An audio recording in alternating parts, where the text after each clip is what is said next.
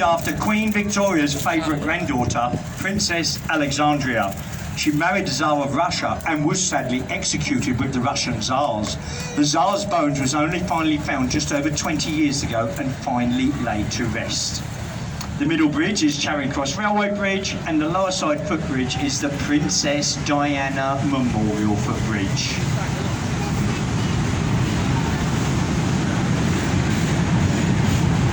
As you get to the other side of these bridges, to your right-hand side, there's a building called the Royal Festival Hall.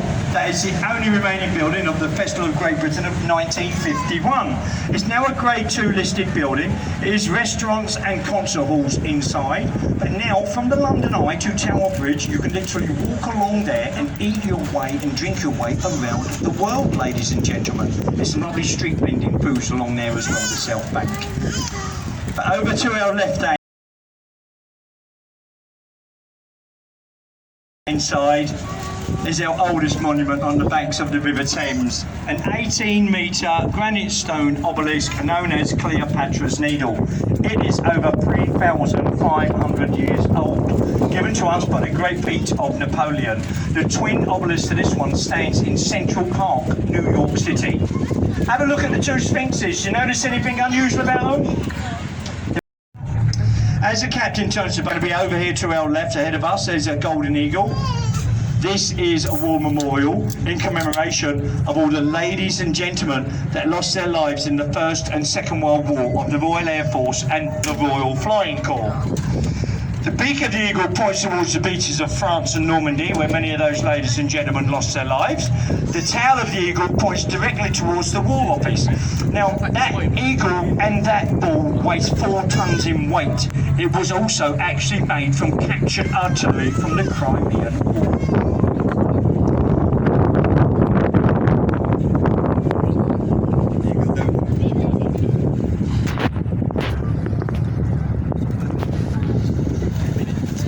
Over there to our left, there is an ornate building that looks like a princess castle.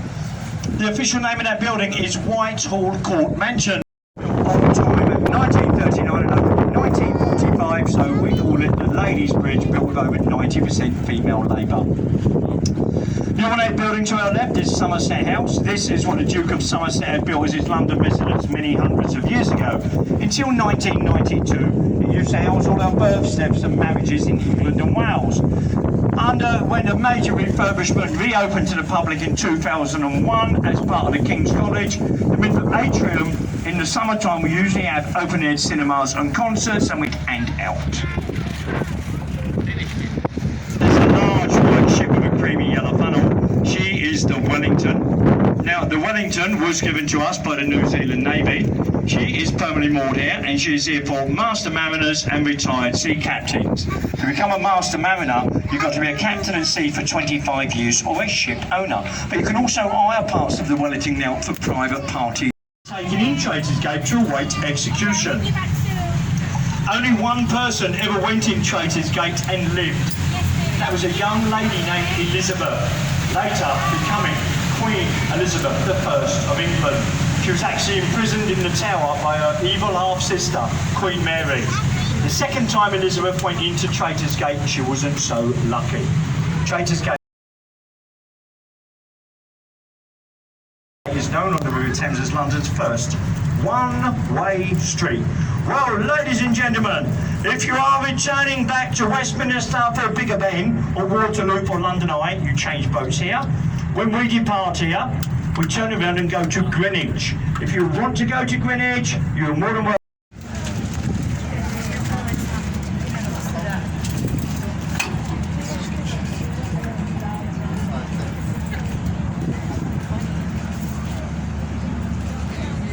Book tickets online for about £5 or £7. It's such a unique experience, but go there on a dry day. It's an original open-aired theatre. Directly to our left is Square Inlet, is known as Queen Ive Dock. That is the oldest dock in London. That is the exact place where Queen Elizabeth I used to moor a royal barge, because at the time she was a frequent visitor to the South Bank. It was notorious for its bear baiting pits, its cockfighting arenas and its vice dens. This is Southwark Road Bridge, the least used and narrowest of road bridges on the River Thames in London.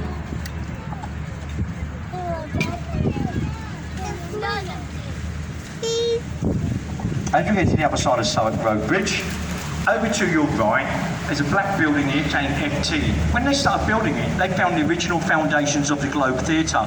Parts of the building has been built on stilts to preserve the original foundations of the Globe. But due to EU regulations and health and safety, you cannot go and visit it. The original Globe burnt down in 1613. Over to our right is the iconic Anchor of Bankside. Original parts of the Anchor of Bankside was actually used by William Shakespeare's changing rooms. The original Globe Theatre never had any. As I said, it stood 50 metres away in Park Street. This is Cannon Street Railway Bridge, known as the most ugliest bridge in London. As we get to the other side of Cannon Street Railway Bridge, ahead of us to the right, you'll see a sign on the top of that building saying Pickford's Wharf. The word wharf is an acronym. It means warehouse at riverfront. That is the actual meaning of the word wharf. And next door to it in St Mary's Overy Wet Dock, looks like the back end of a pirate ship. That's the exact replica of Sir Francis Drake's The Golden Hind. She was built in Appledore in 1974. She has circumnavigated the world twice, once more than the original. She's undergoing some refurbishment work because apparently she's setting sail in 12 or 18 months' time on that journey once again. The next bridge, the famous London Bridge, the 7th bridge roughly to stand on the site within 20 metres downriver. It's been proven we've had crossings here for over 2,500 years. This one was opened in 1973. The predecessor to this was sinking into the mud of the River Thames, so we sold it to the McCullen Corporation of America for £1.25 million. Taken down stone by stone, shipped over to America and reassembled over Lake Havasu in the Arizona desert. She's still there today, looking glorious and spectacular. To the dominator right-hand skyline, the tallest building in Western Europe, the Shard of Glass, 1,073 feet high. On 820 feet up, there's a viewing platform. It's £30 per person for 90 minutes. If you go to the bar 2 floors up, buy 2 drinks, it doesn't cost you £30 and you can stay there as long as you like. If you want to treat someone special, take them to the Shangri-La Hotel in there. The 5-star executive suite is £1,500 per person per evening, but you do get a complimentary bottle of champagne. Over to our left, the new skyscrapers.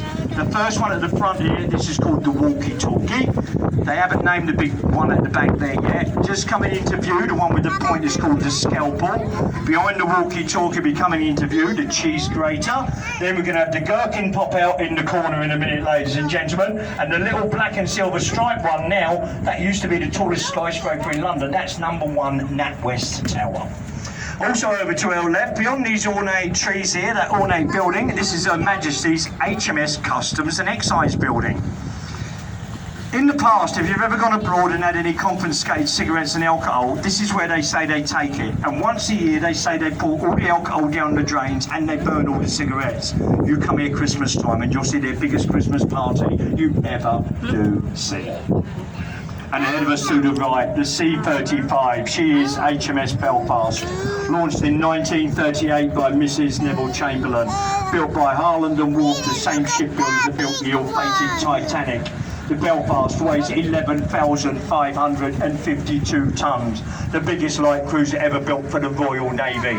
Her 12 big guns, 6 forward and 6 aft, can carry a 103-pound missile and fire at 14 land miles. Last firing her 12 big guns in anger in the Korean campaign of 1950 to 1952. She was also the ship that fired the first big guns on the D-Day Normandy landings. On the 10th of December 1944, she helped do the chasing, the shelling and sinking of the German pocket battleship, the Scharnhorst. Been here in the Upper Pool of London since 1972 as Floating War Museum, with 7 decks to explore.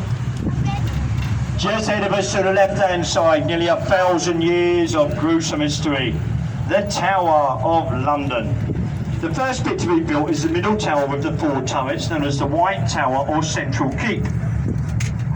Commissioned in 1066 and completed in 1078 by William the Conqueror as William the First, excuse me.